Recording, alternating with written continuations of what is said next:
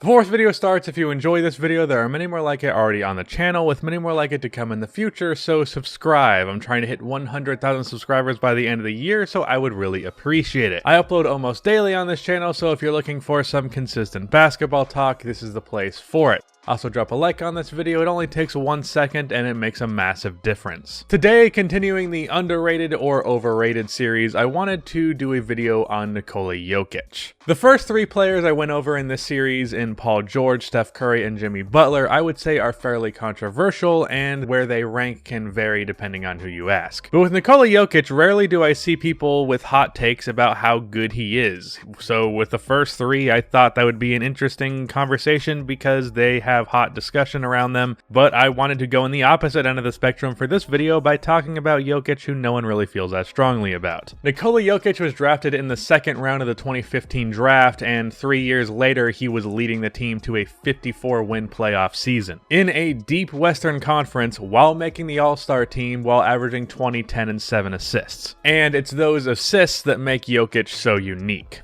It didn't take long for Jokic to establish himself as the greatest passing big man of all time, and with his passing ability, the Nuggets quickly decided to build around him, and at the age of 24, he seems to have a bright future ahead of him. I think that's fair to say, being that he's already established himself as one of the best players in the league. But where does Jokic really rank in the NBA? Is he underrated or overrated? Let's find out.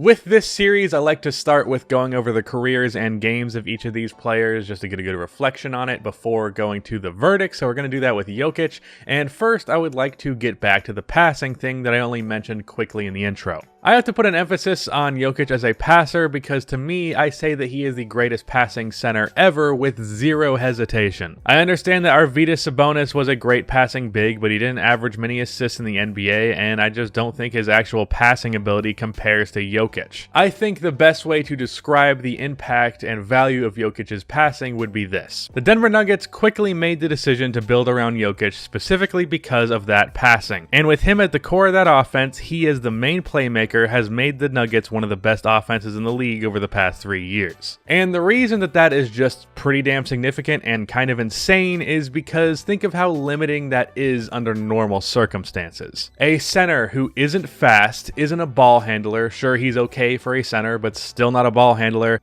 and yet he works as the main playmaker. Not only does he work, but it's like fantastic. As the core playmaker of an offense in 2020 where speed and all of that is a huge factor.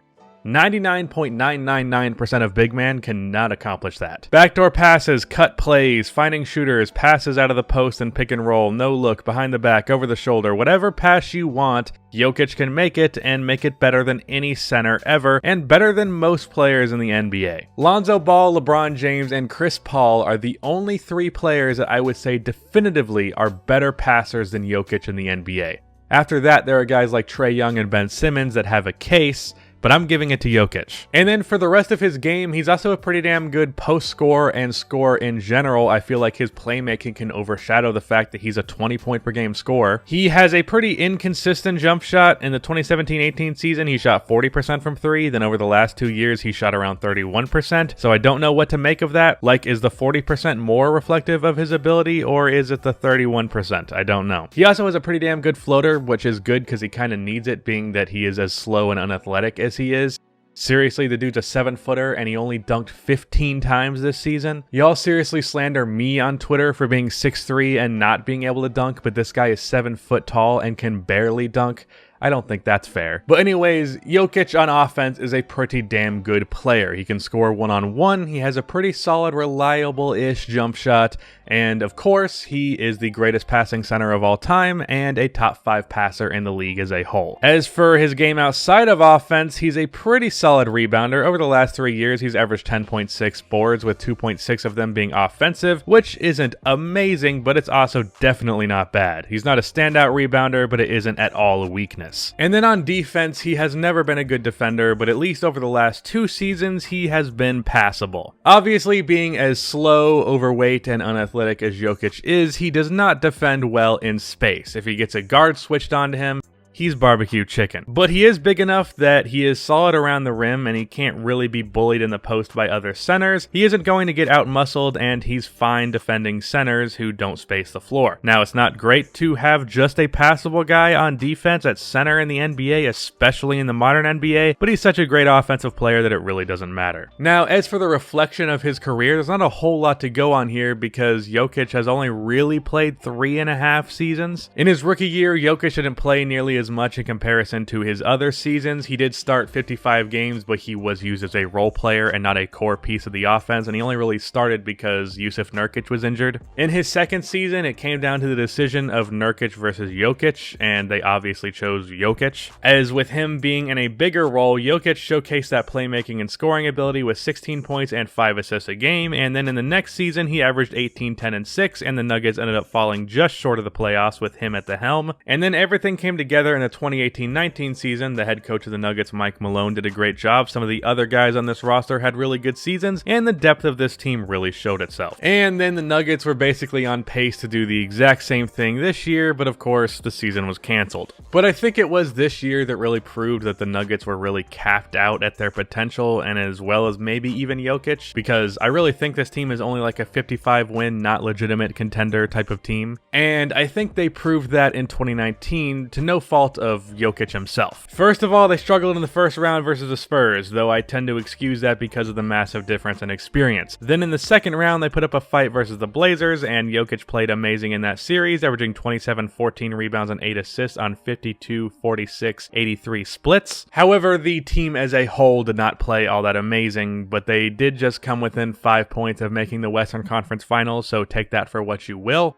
But I think that potential cap will be fixed by Michael Porter Jr. coming into his own, but we're going to have to wait and see with that one, but this is off topic. Thus far, Jokic has been at minimum a top 3 center in the NBA. The greatest passing center of all time, a pretty damn good scorer and rebounder, mediocre defender, and in his one appearance in the playoffs, he well exceeded expectations. So is Jokic underrated or overrated? Well, first of all, I got a couple complaints over the past 3 videos in this series of people saying I wasn't really providing examples of where people considered these players to rank. So this time and for the future, I'm doing polls on Twitter. Go follow me there if you'd like to participate and also see me make fun of Vanilla Ice, and the results skewed mostly on the side of Jokic being between number 8 and number 12 in the NBA. So that seems to be the general consensus. Now, my followers tend to be pretty like-minded to me, but I'd also like to think that I have a pretty good grasp of where people rank players, being that I have a basketball channel and basketball Twitter account where I talk about basketball all the time